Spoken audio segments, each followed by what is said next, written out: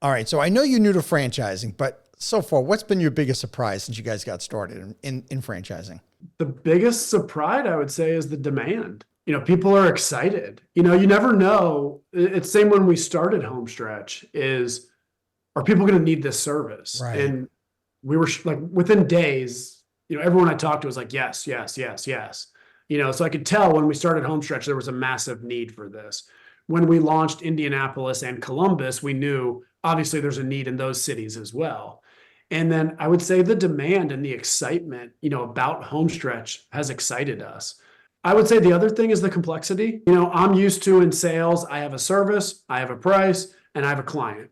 And it's a pretty even mutual exchange, and it's pretty basic, it's supply and demand. In the franchising world, there's a lot of regulations, there's a lot of guardrails. Sure. There's a lot of stuff that I personally was not used to in selling. There's a lot of hoops to jump through. That was a surprise for us as well. Yeah, that's what I love about franchising. While I'm not a fan of regulation per se, what I love about franchising is that both hands are on top of the table, right? Everybody, it's very, very clear to the potential franchisee what the franchise is about. Everything is spelled out. There is nothing. There's no hidden secrets, and that obviously is to protect not just the franchisee, but to protect you as the franchisor. I think when it comes to franchising, we have these ideas, these goals on how big we want to be and how many units we want to grow into in a year, 5 years. And I don't want to get too far ahead for you guys since you're new at this, but what are you guys looking at for maybe this year? What's a goal for you guys on how many number of units you'd love to award?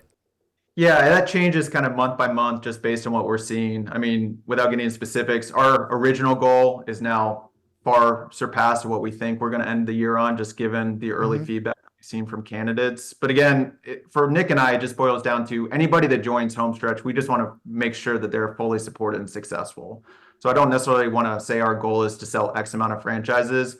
We'd rather sell, X amount of franchises and have all of them be fully supported, successful, and thrilled that they, took a chance on Homestretch and, happy with the career choice that they made. Sure. And our North Star with that is, being the national leader in home preparation services.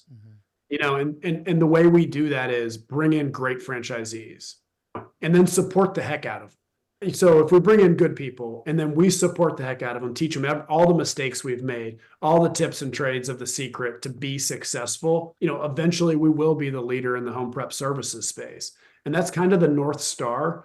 So we don't say we got to get to this number in 18 months and here in 12 months. It's just like keep doing the right thing every single day and it pays off in the end. Have you guys noticed if there's been a difference in your services or the demand of the services on whether it's been a buyer's market or seller's market? Oh, I love this question. This is my favorite one. In real estate, right? Yeah, in real estate, correct? Yeah. It's a seller's market.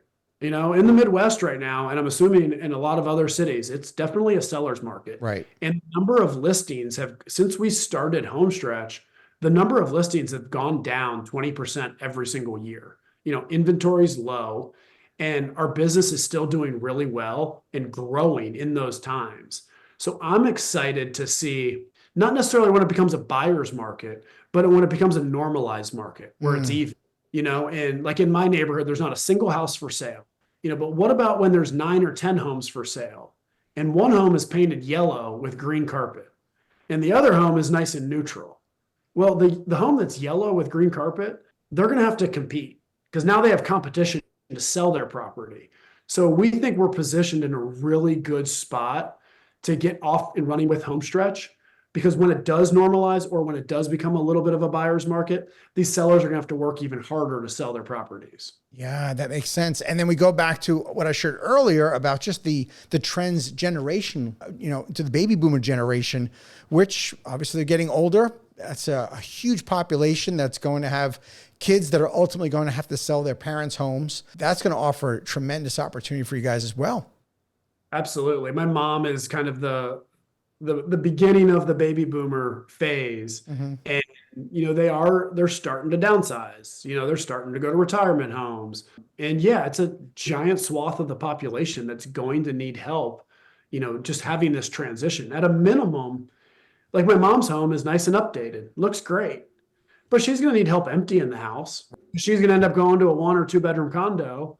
and she's going to need help, disposing of all that stuff. And the house is going to need to be emptied and cleaned, at a minimum. That's what I love about our service too. It's most homes need to be emptied prior to selling. At the end of the day, you're in the business of real estate transactions. Again, we don't care if it's a buyer's market or a seller's market. You just need activity. Yep. And are you seeing, though, there are some areas around the country, though, where we have this gridlock right now, right? Buyers think it's 2010 and sellers think it's 2021 and the banks think it's 1979. So where do you see some areas where this gridlock is causing stoppage of play, so to speak? Yeah, we do. We see sometimes the stopping and sometimes there's a disconnect for like a week or two or a month, where the seller thinks their home's worth $3 million. The buyer thinks it's worth $2 million and there's a disconnect. But at the end of the day, when you're going through a downsize, a death, or a divorce or a relocation, those transactions have to happen. Right. Those still happen. And usually, if you're moving, you got to move because of school districts or whatever. Water always finds its level. Eventually the sellers and the buyers are gonna have to realize like, well, I have to move and I have to sell. So eventually it always equals out. So we have seen little tiny lulls, but then, usually it's typical with seasonality, but it does always level out. I think the other important point to say is like a business like Homestretch, if you're looking at our corporate locations, you don't need to have a big percentage of the real estate transactions to build a healthy business. For instance, there were 16,000 homes that sold in Cincinnati last year. Yeah. So we worked on 2% of those projects. We have 2% of the market share in Cincinnati and have a very robust business. So in our minds, what happens when we get to 3%, 4%? What happens if the transaction size goes back to 26,000 and we maintain our market share? So there is a nice, if you just get a fraction of that by focusing on the good realtors that understand that there is a great return on investment for doing these home preparation services, you can build a nice business and then hopefully grow up from there. Sure. And again, back to me being as a franchisee, my job though, right, primarily is to get in front of the realtors, right? Because it's a lot easier for me to get with the realtors than just to a marketing campaign direct to consumer. That's got to be exhausting and I would imagine just way too expensive. Yeah. Yes, you nailed it. Yeah, exactly. What we do is we network with them. We cold call them. We do presentations at their offices. We've now gotten to like a cycle in Cincinnati where we present in the fall, we present in the spring. So we kind of know all the office managers in the area and we just have set schedules when we go in. And most realtors, they have a Tuesday morning sales meeting and we present to them, let them know what we do, how we do it, our process, what they can expect from our services and the quality they're going to receive, for their clients. And that's exactly what you do is network and talk with realtors. Yeah. And the great thing about realtors is they love to talk. So to your point, we're not trying to get to a C-suite executive and go through that gatekeeper. Realtors pick up the phones. They like to talk to people. And again, we're not trying to sell them anything that they have to spend money on. It's more of a conversation to see how we can make their job easier, which is just more of a natural relationship building in. Right. I mean, at the end of the day, you're helping them do a deal. Exactly. You're helping them make it go smoother. What advice do you guys give to potential franchise owners when they're looking at your brand? Obviously, when you don't want to sell to everybody and anybody that's interested, but I'm curious to know, like, what advice do you give them when they're doing their research about your brand? So yeah, we're looking for, serious business owners. I think, again, our business works best when it is kind of that owner operator mentality or run by somebody that is a seasoned entrepreneur that knows how to build a business and a team. This is not one of those franchise opportunities like we talked about earlier where, you spend $10,000 on Google ads and then you kind of sit back and the checks roll in. Like there are plenty of opportunities like that. We're not one of those. So we will definitely want to work with people that are kind of business junkies that want to build an empire, that like kind of robust business models and value propositions and kind of all that business 101 stuff that we bring to the table. So I would say kind of those serious business owners out there that love helping people and building deep community relationships, like we're for you.